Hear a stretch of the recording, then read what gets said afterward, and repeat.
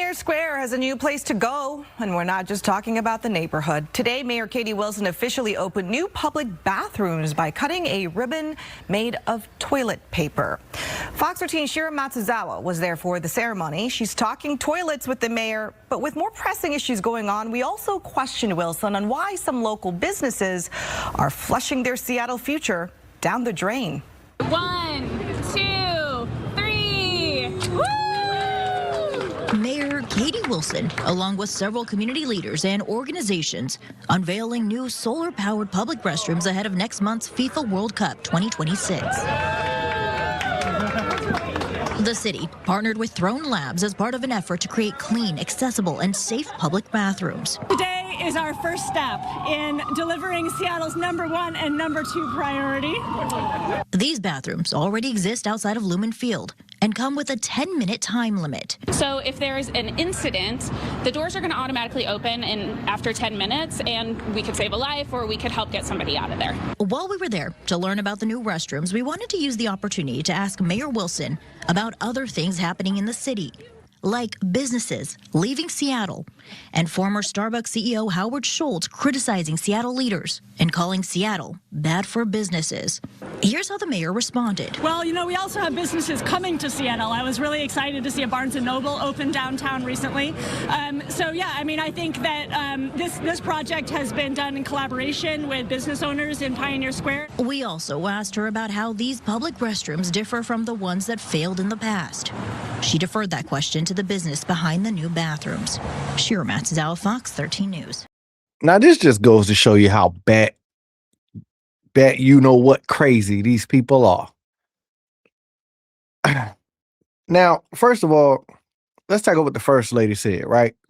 10 minutes, doors going to open. I mean, if an incident happens, they can go ahead and get people out of there or save a life or something like that.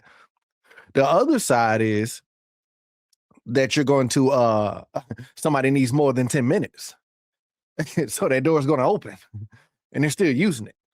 So now you get a thing of lawsuits probably coming towards you at the city, because now people's rights are going to start being violated. Because if somebody needs more than 10 minutes, unless you're having them when because they're going to, it's a QR code, they're going to have to scan to get the door to open, right? Unless there's something there that's they legally can say, hey, like you got 10 minutes time limit, that's it. Then people are going to start suing or you're going to start seeing these cases of people having an issue with their, it being exposed. You know what I mean? For whatever, because they can't control when the door opens, right? It's going to open back up 10 minutes automatically. So if somebody needs more than 10 minutes, then now the door is just going to open up on them. They can't stop it. That's crazy. Now, this was one of her campaign runs, right? This was something she ran on, right? Public restrooms. There's only been like 2 so far. So obviously they may create more, right? And obviously they're doing this ahead of FIFA, right? Like, well, the thing is, when it comes to these bathrooms, that's going to be another conversation. But when it comes to the bathrooms alone, right? If you know Seattle, like I'm 35 minutes away from Seattle. If you know Seattle, give it about a month, maybe. A month, maybe. Them bathrooms are going to be disgusting. Because there's disgusting people in Seattle. And them bathrooms are going to be disgusting. Them bathrooms are going to be dirty. They may find a bunch of drug paraphernalia in there. Because there's going to be addicts who have phones that can scan the code to get in. And they're going to be addicts who, when you walk out because the door open, they're going to try to sneak in behind you. They're going to try to slip in. Don't be surprised if you start seeing, even maybe after a month, you start seeing homeless being able to get the door open and camping out in there. Don't know.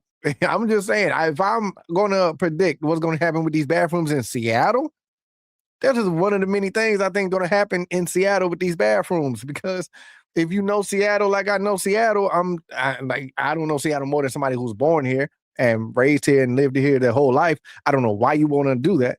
But anyway, the few years I've known Seattle and the times I've been to Seattle, that's what I see for those bathrooms. I don't see them working. Not that I don't see them working, but the one thing she said though was staffed public restrooms was what she ran on, and these don't seem to be staffed.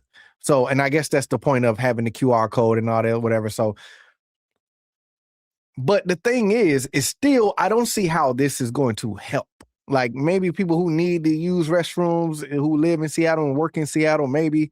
I'm like, but I'm just saying, knowing Seattle, after a while, those things are going to get dirty. They're going to get disgusting, especially if nobody's cleaning it or it's not self-cleaning. There's going to be people, like I said, maybe drug paraphernalia found in there, maybe homeless found in there. There may be, like I said, then it opens up 10 minutes automatically. Somebody may still be using it.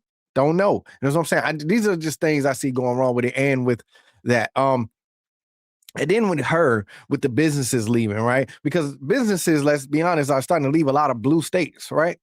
And blue cities. So when we talk about New York, Chicago, they've been left Chicago. New York, LA, we talking about Seattle now. A lot of businesses are leaving a lot of blue states and cities. So when they showed a picture of like someone like Starbucks, you know what I'm saying? They're moving another headquarters over to Tennessee, I believe.